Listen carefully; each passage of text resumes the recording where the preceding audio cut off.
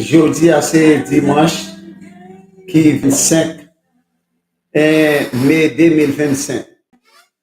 Nous sentons contents après-midi pour nous venir une nouvelle vidéo pour nous.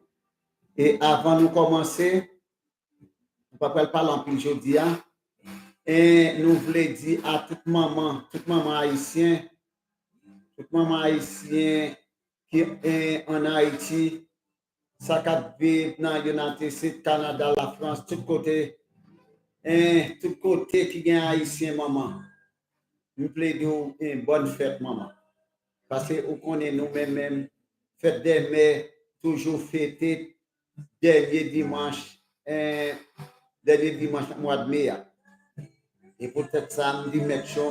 Et maman qui ici autour, maman qui est en Amérique, il y a un double. Il y a un double. Parce que il y a ça en Haïti et il y a fêté ça en Amérique depuis quelques weeks ago. Nous sentons contents encore pour nous venir une nouvelle vidéo pour nous-mêmes. Nous voulons dire, ou même captant de n'importe côté en Haïti, dans le pays où il y a, ou bienvenue. Pour tant de vidéos, ça va. On conseille à tout le monde, à tous les parents. Et ni ça qui parents, ni ça qui parents, ni futurs parents, ni maman qui est un parent, son conseil venu avec nous tous. Et si nous avons des conseils là, nous pouvons comment petit nous évoluer, comment petit nous avons quelque chose demain. Mais concernant ban,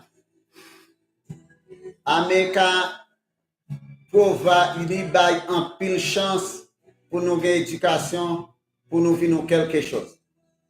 Et un seul bagage, nous connaissons haïtiens, famille haïtienne, on mettant les tout bagages, yo même yo toujours remet petit tout, même si en Haïti, maman, on pauvre lié, la bonne pistache, la fait effort pour voir petit l'école, pour payer l'école, pour l'éduquer. C'est très important. Et on connaît les mamans qui viennent en Amérique, les qui viennent la France, qui viennent au Canada, n'importe pays, ils continuent à faire des mêmes bagages. Mais on même maman haïtien, tendez bien, conseil ma barre pas jambier, never forget that. OK? Depuis auparavant, depuis les petits moun on prend gagner 2-3 mois pour commencer à faire éducation des petits moun. Si vous faites éducation des petits moun, les petits moun arrivent dans l'âge comme si on a diriger, on a corriger. Mais si par exemple, ou gen ti moun nan ou ki tel c'est 15, 16, 17 ans ou va corriger li capable tout les. You have to start early age. On prend leur commencer bien bonnet et ça qu'a faut sauvable avec ti moun yo. Et spécialement en pile parents qui voient ti moun yo dans l'école, dans mauvaise l'école côté drogue, côté alcool, bagay sa yo gunshot. Si moun sa yo en danger en pile. Mais si vous faites éducation, si moun sa yo, même si tout ça va arriver, il y a pas fouillé drogue, il y a pas fouillé aux armes, tout bagay, à cause d'éducation ou tes bails parents, il n'y a pas de problème. Il n'y a pas prêt à aller et ouais, ça l'autre a fait pour faire. Mais on seul bagay m'a dit à tous parents, pas jamais oublier ça. Éducation est réellement important pour United States. Éducation est très important, surtout pour nous-mêmes qui venons. Nous-mêmes qui venons, qui sommes petits, nous commençons à faire un pile progrès dans United States. Perfect, great. I love that. Je ne parle pas ça non, but I love it. Et pour nous continuer comme ça. Mes parents, on seul bagage, m'blé dit nous, prend en pile précaution à cause pour nous tomber dans problème pour y aller dans prison ou bien y aller dans jail. Depuis ou quitte petit ou tomber dans zone ça. Et comme si pas dit c'est 100% et c'est manger gâté. Pas dit ça. Mais il y a 90% si on a continué à l'angel, la continué à la prison, la continué à faire job, la continué à voler, la continué à faire zac, la continué à faire un paquet de bagailles qui pas bon. Et nous venons en pile, les regarder, les checker, moun qui en prison, yo gagné une mentalité pas même gens avec yon qui peut aller en prison. Les sortent en prison, ils ont une mentalité. The mentality he has, just, that prison, that jail mentality. C'est mentalité ça yo gagne. Et soit si moun nan bien grand moun nan, y a toujours voulu pour yo retourner pour te sortir.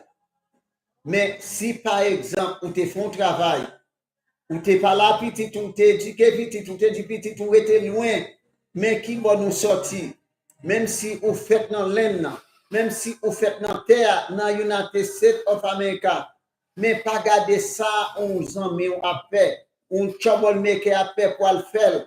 Faut qu'on ait et moun vini même si vous faites là-dedans, c'est vous-même qui peut éduquer petit, pour dire petit moins, papa ou maman, vous faites en Haïti, vous faites ici.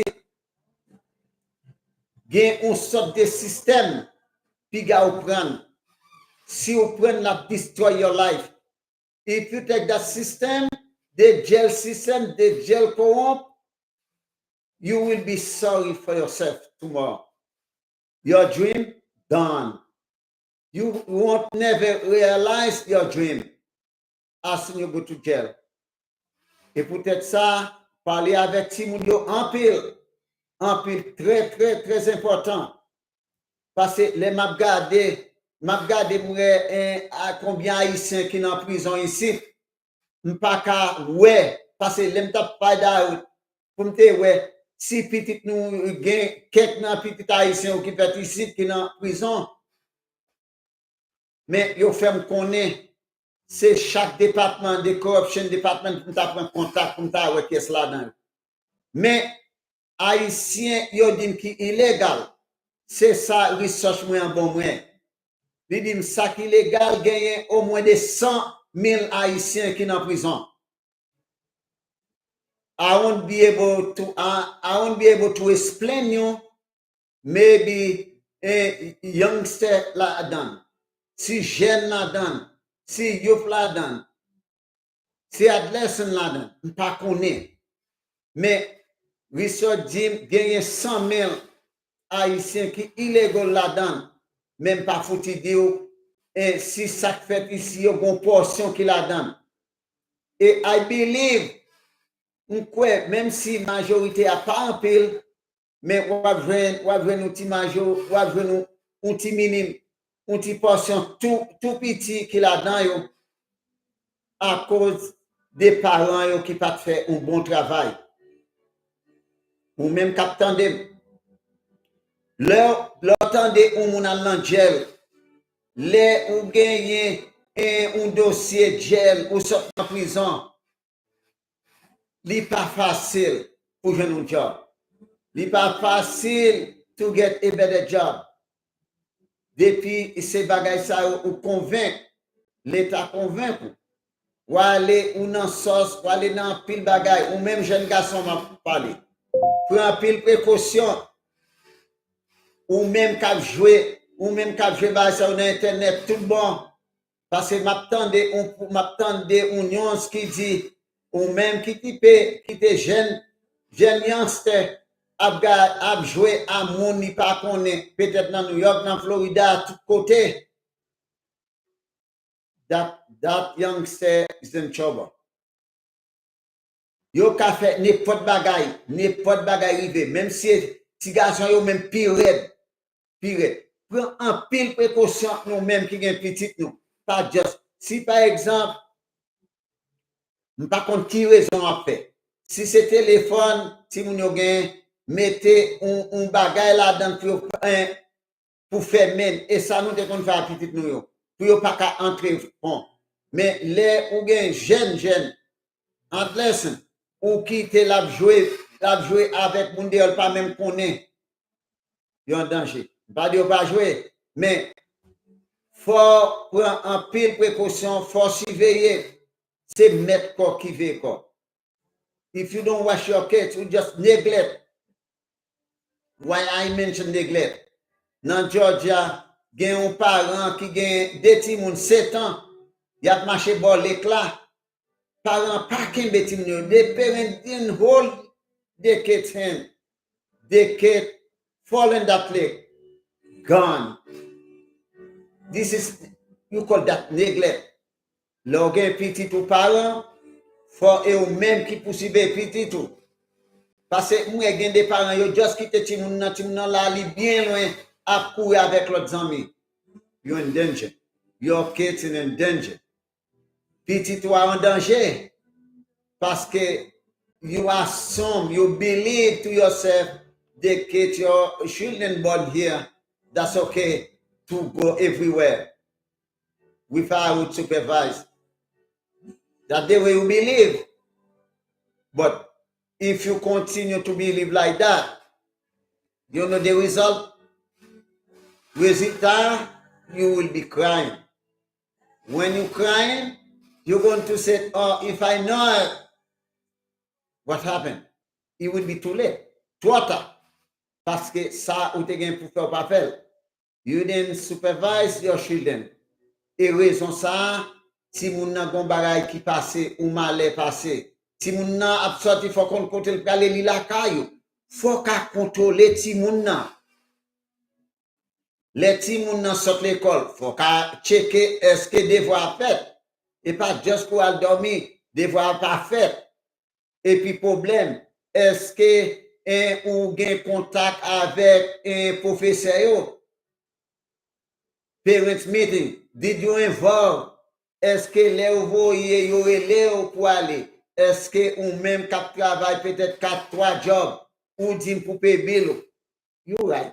Pour payer bill ou gen bill, d'accord avec. But at the same time, ou gen petit ou la kayo. Ou payer bill, mais eti moun yo. You cannot neglect them. Faut faire ça pour faire. Parce que why? If you're not ready, why they born? Why you have a baby? Why you get married? Why you do that?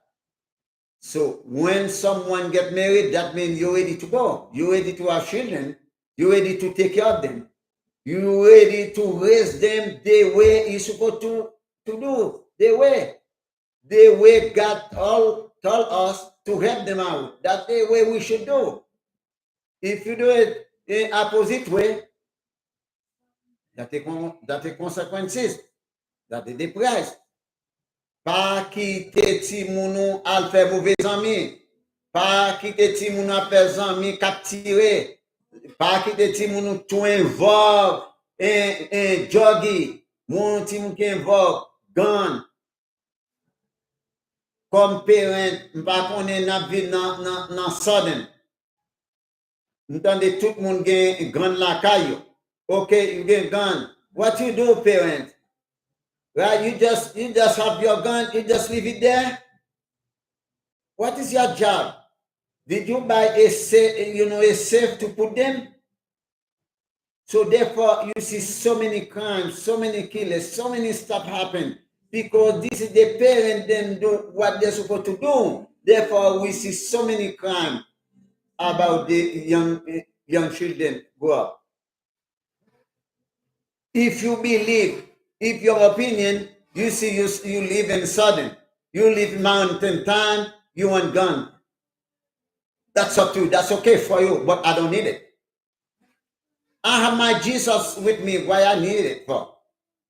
That means that in the gun, I'm just going to just learn in that gun.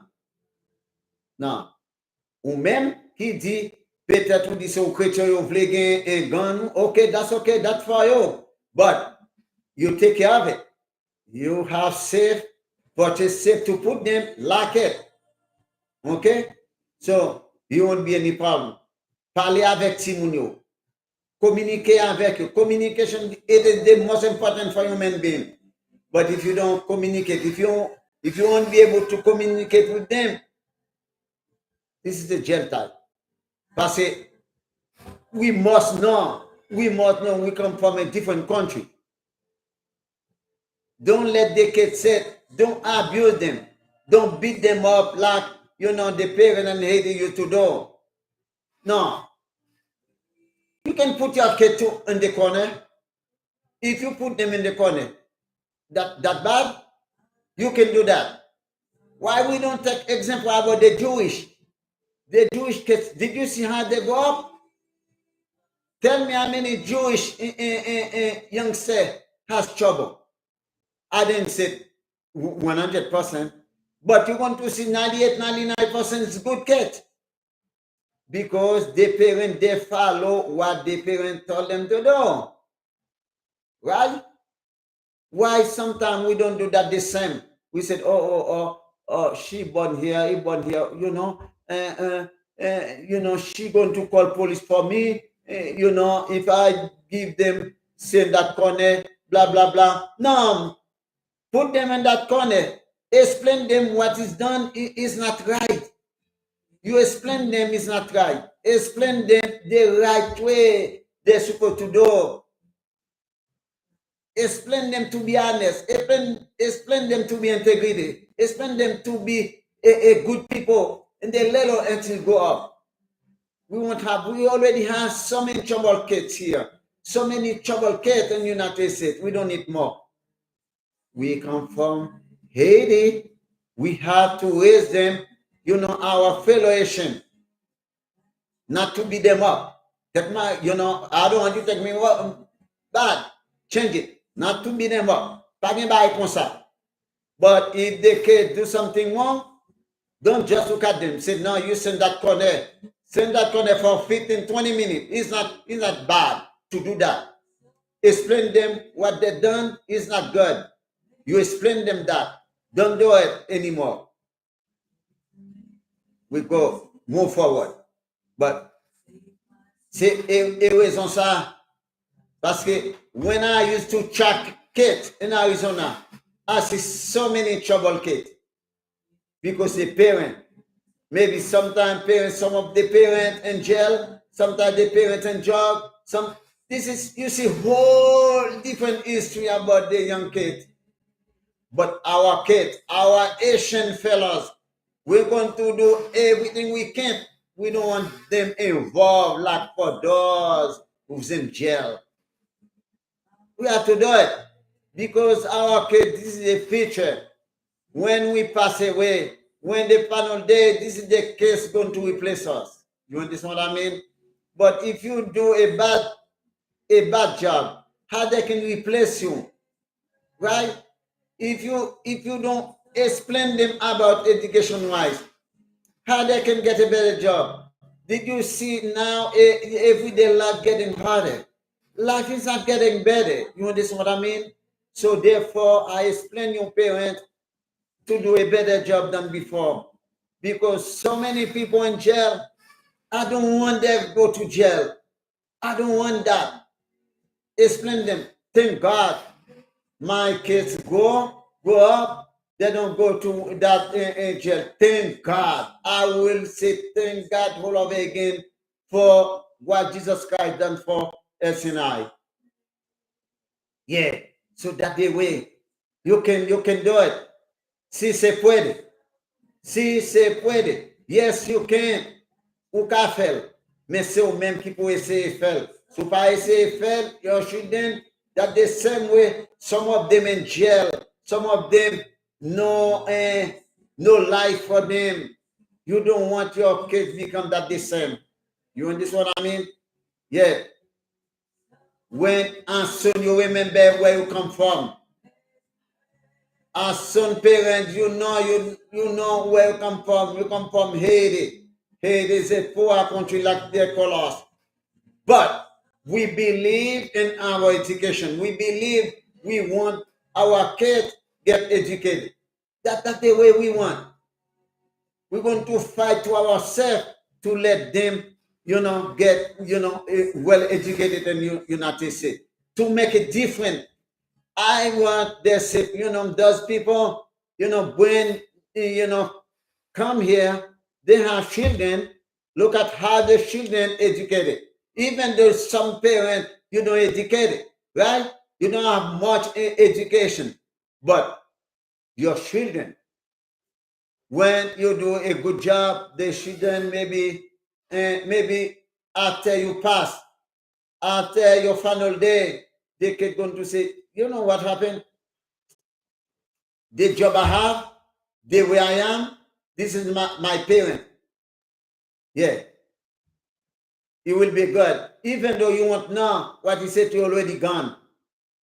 But the kids will be proud of themselves because you did a better job. You don't neglect from them. You pay attention about them when they start little until they get out from you. From you. People, listen.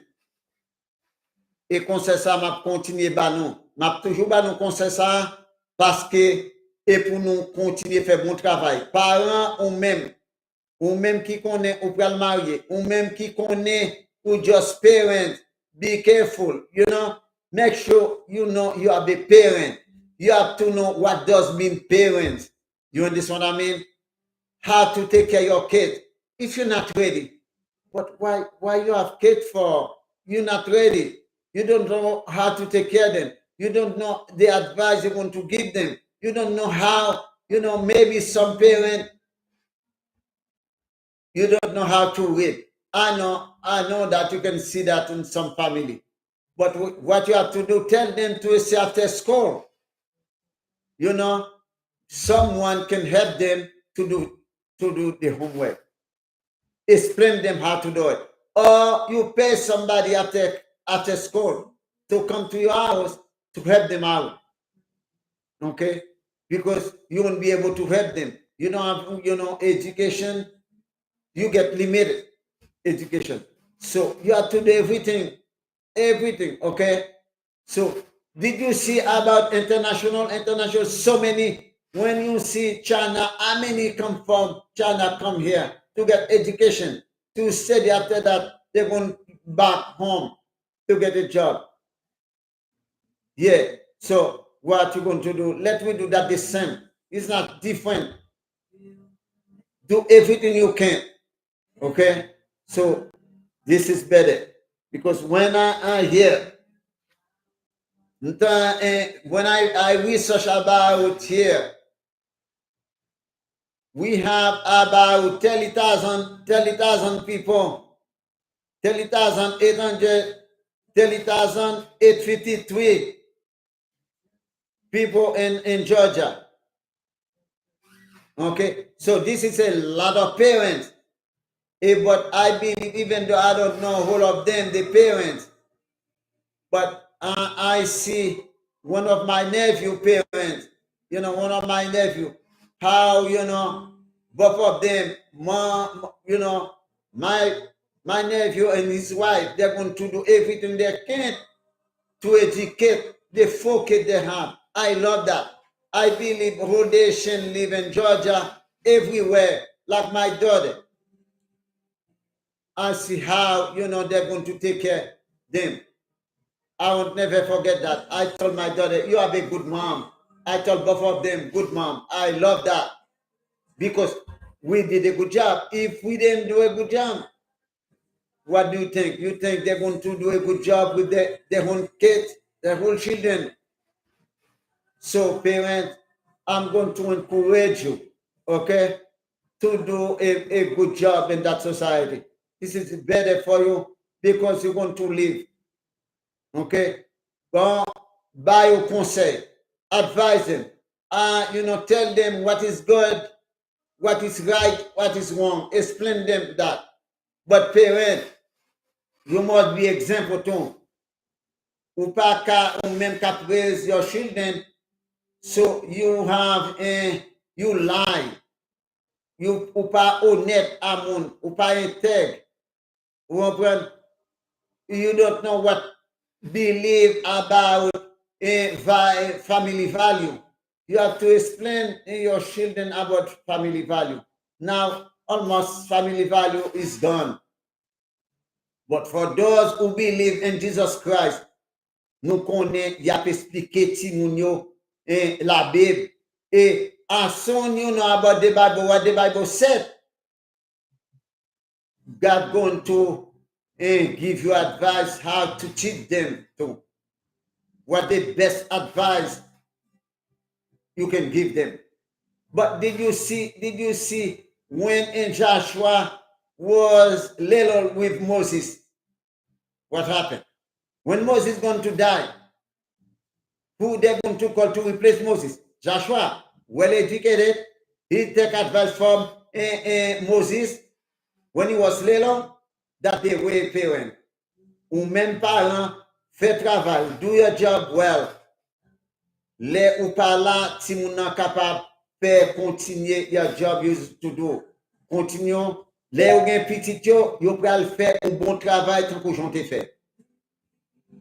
Kembe yo, pas décourager avec yo. Même si vous souffrez, même si vous faites des jobs, mais pas give up them. Okay, pas give up them. Fight with them. Fight with that life until maybe un jour souffrance a fini pour. Yo pas prêter comme ça, yo petit vrai pour kounya. They won't say like that. You understand what I mean? But gen on lè ka privé y a go. On lè pour fini, you know, elementary school, you pral in middle school, after middle school, you pral in high school, after high school, you pral in college. C'est a go they can going to go. So therefore, travail avec eux, pas décourager avec eux, parler avec eux, and talk to them almost 24/7. This is what I hate, only the jail. When you go to jail, the jail people, you étant que c'est non esclavage ou yé. Ou kon combien yo paye ti moun ki nan jail, combien on paye yo? 35 centimes pour travail, pour bouiller dans jail. 35 centimes par heure. Ouais, combien comme ça a coûté? You tell me. Let him nan sorti. Well, qui ça, m'pa quoi li ouais l'école encore. M'pa quoi li ouais éducation encore. Li ouais, you know, continue to do, you know, troublemaker to go back to jail. Gen qui dit, oh, they prefer to send jail than out. They prefer to send jail to get treatment. This is better. This is better. This is better. You better of young people to get treatment than to send jail. You understand what I mean? But when you say young kids get that opinion, just believe like that. That's it. You cannot, almost 90%, you cannot do anything for that children. Because they get a mindset. The mindset said, avoid education, go back to jail, continue trouble, continue doing after jail, go to prison after 10 years, blah, that's it.